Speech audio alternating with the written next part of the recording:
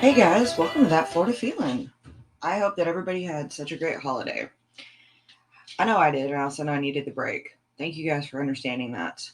I usually try to do my weekly episodes, but sometimes life gets a little hectic, and I just needed those few weeks to just step away and reset, enjoy the holidays with family. Thank you. If you guys haven't checked out Unfiltered Studios yet, definitely check it out. Great people over there doing great things with some awesome podcasts. I really appreciate everybody who's checked out the social media. You guys are awesome, especially with the memes on Facebook, keeping it real on TikTok. I appreciate that. And the YouTube pages. I am getting amazing subscribers on YouTube, so thank you for that. So, Florida's being Florida. Not much else I can say about that. I hope that 2025 is treating everybody well so far. I know we're barely into it, but I hope it's been a good one so far. Now, we know that Florida is full of some super interesting characters. I mean, like actual characters you see in the theme parks. Of course, you see tourists who, dear Lord, there's Crocs and socks, and it's getting cold again, so let's just not go there. Of course, there's snowbirds who think 20 is the speed limit. And of course, Florida Man, our very own Florida Man. But every now and then, a very own Florida Man stands out so much that not only does he capture the attention in the Sunshine State, but manages to capture the attention of the rest of the country as well. And today, we're going to actually talk about someone who managed to do just that and actually made Key West pretty much his own playground. We're going to talk about John Bum Farto. Yes, that's his real name. Um, I can attest the fact that he probably did not pick out the nickname Bum, but unfortunately he was stuck with the last name Farto. John Bum Farto was born in Key West on July 3rd, 1919, and he was born to a father who came to Key West via Spain, Cuba, and finally Key West in 1902.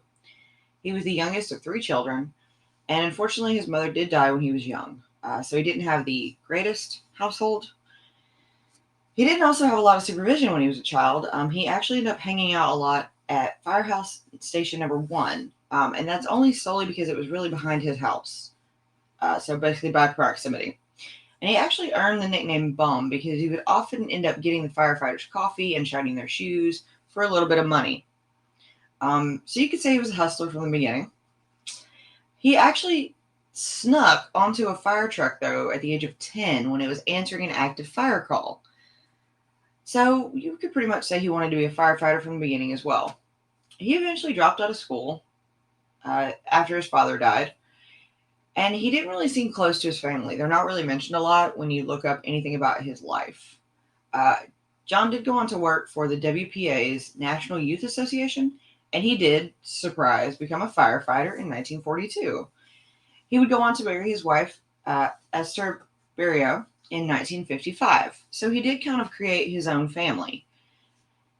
John actually worked for the fire department, and he would eventually work his way up in the department. He worked his way up to lieutenant, captain, and eventually chief by 1964. So at least he had aspirations, not to just be a bum. He was described by the Miami Herald as a young man who was a man of motion. He was always alert as to what was going on in his city, and he didn't like to sit behind his desk. He was told that he didn't look natural if he sat behind his desk too long because he didn't look like he could sit still. I don't know if that's a compliment or not. Farto was also well known in the community.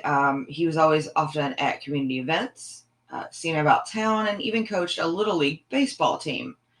But unfortunately, when he coached this baseball team, he was usually more well known for his loud behavior and his flamboyant style on the field than actually for the team winning their games. He was often seen smoking large cigars, wearing large flashy gold jewelry, and usually wearing rose tinted glasses while coaching at these games. Now, he told people he also preferred to wear red, mainly red suits, actually.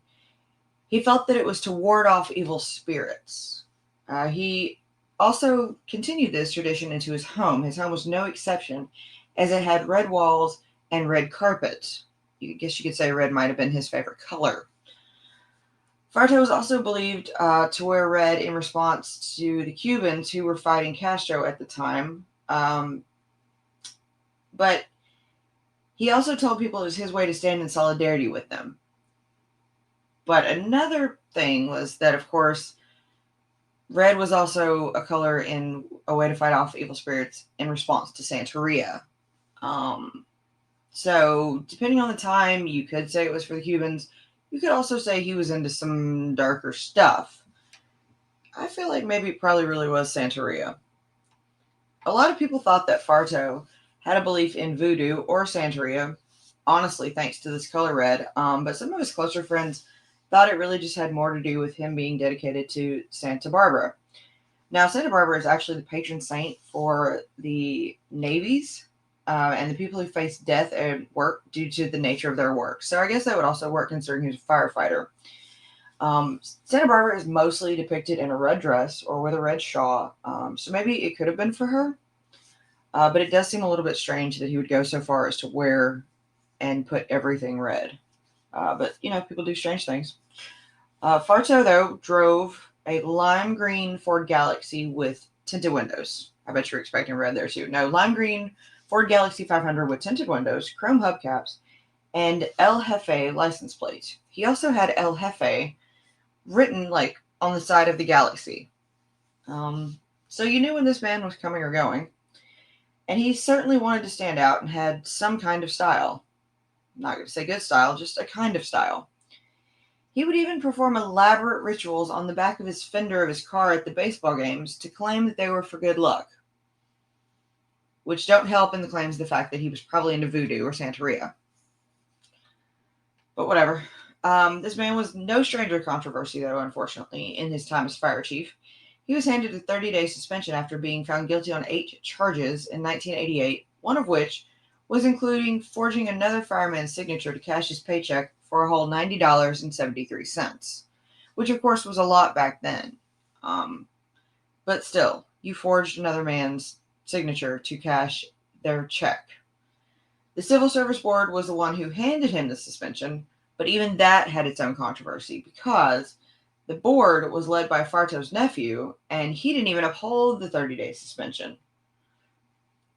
Also, going back a little bit, in 1972, Farto drove into a patrolman who was on a motorcycle and was cited for failing to yield to a patrolman. So his controversy goes way back. He also fell into an irrigation canal at some point while he was out on a call and had to be rescued since he didn't know how to swim. So it sounds like this man was just pretty much something else at this point. He was, of course, well known in the town for his style, for being a fire chief, but he was also known for being a little bit of something else. He was also known for being a drug dealer. I guess fire chief just didn't cut it for the bills. Drugs in Key West weren't as stigmatized as they are today. Key West was always pretty much a free town, let's face it. It was always known for being pirates and drunks, so drugs kind of just go in there with that. But I'm not really sure where Key West even stands on drugs today, let's face it. But the economy in Key West really, really took a hit once the naval forces withdrew a lot of their presence in the 1960s. And a lot of people needed another source of income, and that really included drug dealing, and that included Farto, because fire chief just didn't pay the bills, apparently. And drug dealing was apparently as common as fishing to make money on the island. So often he was seen sitting outside the bench in front of his own firehouse, just waiting on customers. Yep, he just sit outside his firehouse waiting on customers. Of course, marijuana was the common drug, but cocaine often tended to get around the island. It is Key West, after all. He was often seen trading drugs for money and didn't give a care if he got caught. I think he felt like he was a little bit untouchable. The culture in Key West may have been fairly open to it, but the rest of the country kind of thought it was pretty illegal. In fact, it was still actually illegal. And people eventually caught wind of what was going on in Key West. In fact, they also caught wind of what Farto was doing. Florida's governor, Reuben Askew, at that time, finally caught wind of what was going on in his little island and immediately asked for an investigation to happen on the island. The DEA, the FDLE, and the Dade County Organized Crime Bureau actually got involved in what would become Operation Conch. Because what a name for something on Key West. Now, when they started on this operation in Key West, of course, nobody was going to talk really willingly. It's a small island. Everybody knows if you're going to talk. So they needed a willing informant to help take down Farto, and they finally found one. It took a minute, but they finally found Titus Walters. Titus knew firsthand that Farto was dealing in both cocaine and weed, so he was willing to help them. I don't know what Walters was into, but apparently Walters just was willing to help because he needed off the island. Walters introduced Farto to an undercover officer who posed as a buyer that wanted to buy some cocaine in exchange for a gold diamond ring. Farto said that he didn't have any cocaine, but he would have to get it given time. The deal stalled, and eventually Walters was found dead, shot twice in the bathtub. But it was also have been found to injected with heroin and drain cleaner. What a way to go. Now, a different dealer was eventually convicted of murder on this one, not Farto. But either way, that looked bad for Farto for a good minute. Now, one would think that having shown that there's actual violence in Key West now, and pretty good violence, being shot twice in the head and injected with heroin and drain cleaner, one would probably get out of the drug trade. But no, Farto didn't care. He just kept going. He didn't take the hint to stop. It didn't deter him at all. He continued his illegal activities, and he actually got back to the undercover and finally got him some cocaine. The entire deal was photographed, and Farto was picked up on his home September 9th, 1975 for numerous counts of drug distribution. Farto eventually went to jail, bonded out, and even went to trial. Now, he had a good lawyer, but unfortunately not good enough, especially when you're photographed. In fact, the jury actually only deliberated for 30 minutes, not even an hour, just 30 minutes before finding the man guilty in February of 1976. He was guilty on one count of selling marijuana and two counts of selling cocaine. He was looking at between 15 to 30 years in prison, but of course he wasn't booked right away. They were nice back then. He was given time to get his affairs in order.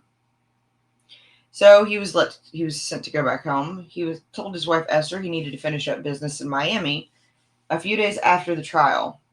Right, get his affairs in order. Now, of course, he didn't have the lime green Galaxies that had been confiscated, so he had to go rent a car. He ended up with a Pontiac Le Mans, far cry from his Galaxy, and headed up US 1 to Miami. And surprisingly, that's the last anyone has ever seen of Mr. John Bum Farto.